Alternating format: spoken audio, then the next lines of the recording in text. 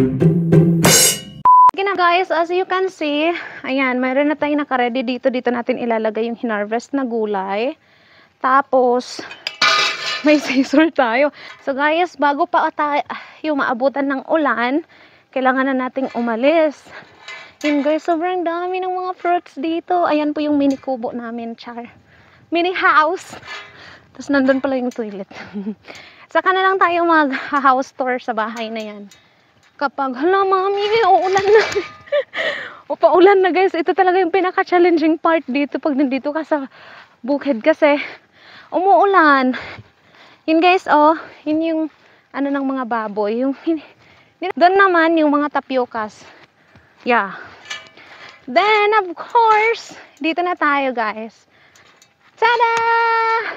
Dito tayo mag-harvest ng mga organic na, yan, guys. Yan, may mga bunga na. Sandali lang. Doon ako sa kabila. Huh. Yan, may long beans. Ito na, oh. Ipakita ko sa inyo. Bilis! Yan, may long beans. Tapos, mayroon tayong lady's finger. Yan, i-harvest natin yan guys. Ayan, kailangan nating bilisan kasi po umuulan na. Guys, ito yung na-harvest natin ng mga ano kanina.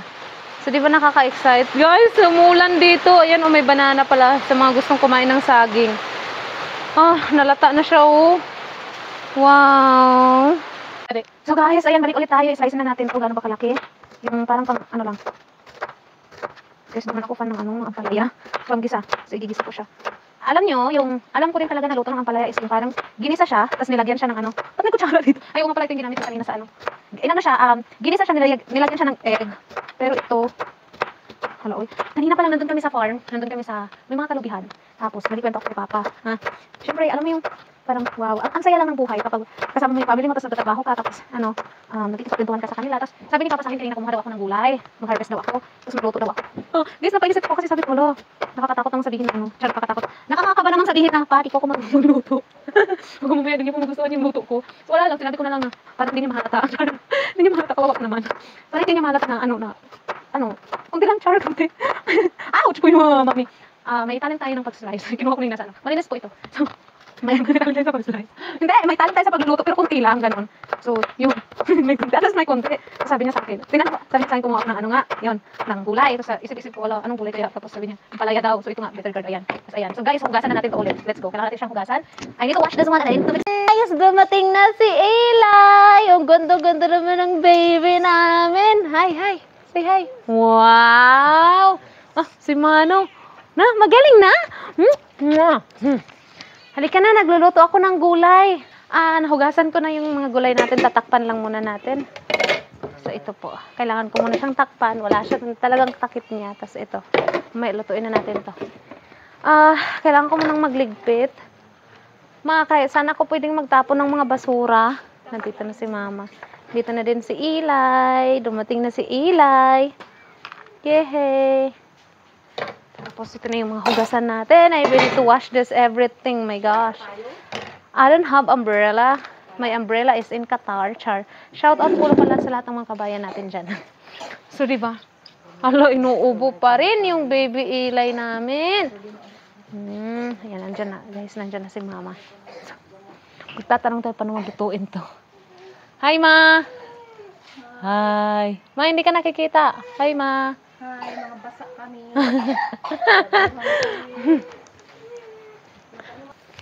Biscuit. Oh, Ma, wag mong takpan. Mamaya na ito. May Bear Brand. Magiging endorser tayo ng Bear Brand nito. Char lang. Mula sa oras. Wait lang. Ma, mamaya na. Uy, ano ba yan? Doon mo ilagay kasi natatakpan ako dito. Endorser na tayo ng onion. What's that? Pumalit kami. Ha? Pumalit ka parante. Paka-umiilay ng pati managtagal. Guys, magiging endorser na tayo ng Bear Brand. Endorser pa tayo ng mga onions, char. Tapos, pati mga kakanin. Si Mama kasi tinatakpan din yung camera ko. Ma, wag kang maghubad dito. lupo-lupo. Kung maghubad doon dyan. Doon ka. Pumasok ka doon. Namin dito. Pero mayroon po kaming kwarto sa taas. Char lang. Dito ako natulog kagabi. Di man na magtagtad. Tapos na po. Hindi pa yung, may iba pa naging lokad namon. Tapos, kunti na lang yun mga siguro. Hindi na naka 1/4. Half ng 1/4. Char. Oo, iharingan niya lang yung pinaunan niya ako kasi gusto niya na magluto daw ako ng gulay. Ma, hindi ko naman alam kawali. Guys, mapakita ko sa inyo yung mahiwagang kawali ni Mama. Guys. Ito. Pakita ko sa inyo dito tayo sa malinaw. Sa maliwanag.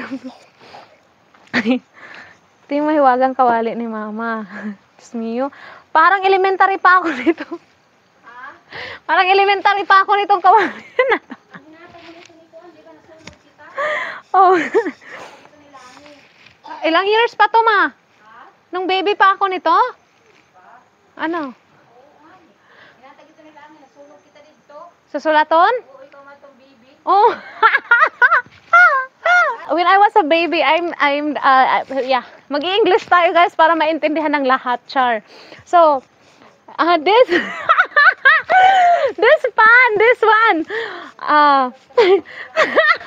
Ito yung gamit namin simula nung baby pa ako. Tapos nasunog yung bahay namin dati. Tapos ito yung isa sa mga na-rescue nila. So guys, antique to guys. Ba? Mabibenta to, Ma. Pero bago ang lahat guys, ay butas na yan. Ayan, wala nang Oo. Grabe si Mama. Kahit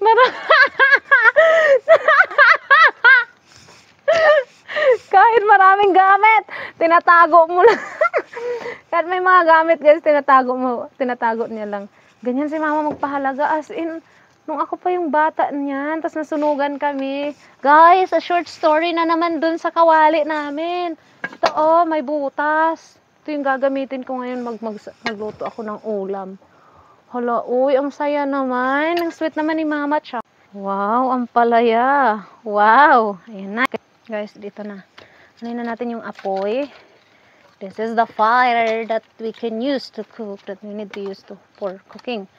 So, guys, pakita ko sa inyo yung 1998. 1990s talaga na nakawali ni Mama. Oo. Hala ba? Binubuli ko siya kasi. Ayan, may apoy na. Yehe. So guys, ito na. Ayan, yung kitchen ni Mama. Wow. Tapos, ito yung kawali niya. Guys, may buslot yan guys. Yan, diba? Proud na proud. Wala pang kaming holder. Walang hawakan. Proud na proud. Yung story ng kawali na to guys, sobrang nakaka-inspired. So guys, ito na magsisimula natin magluto. Meron tayo dito oil. Nilalagay dito nila yung oil. Oil to Oo. Oil. So, hintayin lang natin ito na gamit ko na to. So, kailangan natin igisa. Madilim! So, lutuin natin Dito na lang kasi madilim, hindi ko makita. Kasi kailangan ko i-estimate yung oil. Ma! Coconut oil to, Ma! Yan yung oil. Lagay na natin. Guys, hindi ganun ka yung pagpakita ko sa inyo ng video sa pagluluto. Kasi wala ako, hindi ko siya mahawakan. So, ito na. Kunti lang kasi ginisa to, Char. Ginisa. So, ilagay na natin yung onion at garlic. Char, English yung guys, English. Yeah. Dito na, may nilagay na ng water ko. Yung kawali talaga, dito talaga ako na-inspired. Alat na kawali yan. Uy, kaedad mo ka na kawali mo. So guys, this is life here in the farm. So, kailangan natin ng apoy. Hindi ko na pwede ihulog. Kasi may natalsik kasi yung mga so, kailangan sakto-sakto lang. Ano ba? Ba't ang ingay mo? Ba't ang ingay mo? Mimi, kanina pinakain ka. Wait lang, tayo makapagluto. Di ba nakakain yung amo mo? Mauna ka pa, hindi joke lang. So, ito na, wait lang po talaga. Tapos, next natin ito, fried fish. No? Char, no? Yes, yes, yes.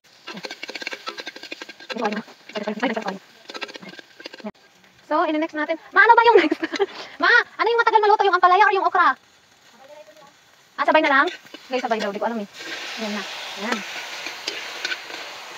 Ginisang gulay. Ayan.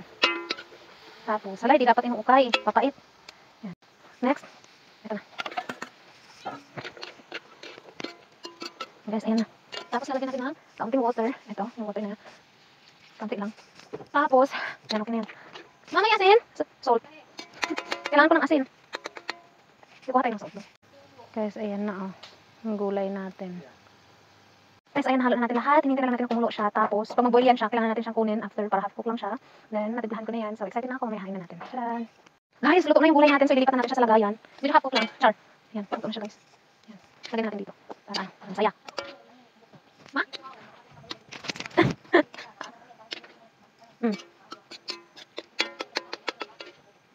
Yan, guys. So, si mama nagsasalita kaya tahimik ako. Hindi kwento siya kasi naman siya sila kanina. Hindi, char lang. Pumunta sila kanina sa ano. Sa center kasi may lagnat yung apo. Yung pamangkin ko. Pinapakagal ng pamangkin ko. Si Princess Caitlyn. Mami, sobrang...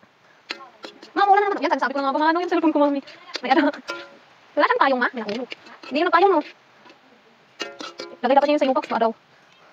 Kasi mabasa yung cellphone ko. Guys, yung ano kasi namin, yung bahay namin. Kunting kwento naman tayo. A little story na naman. Nandun sa ano, nandun sa Baguio. So, nakapag-charge ako ng mobile ko sa city or di kaya sa ano, sa barangay. Sa bahay namin. Minsan ako pumunta na pala dito ako sa farm. Mas pinipili ko sa mag-stay sa farm. Kasi sobrang ganda ng bahay. Tapos, ano, refresh. Yan, guys. But that's alright. Hush.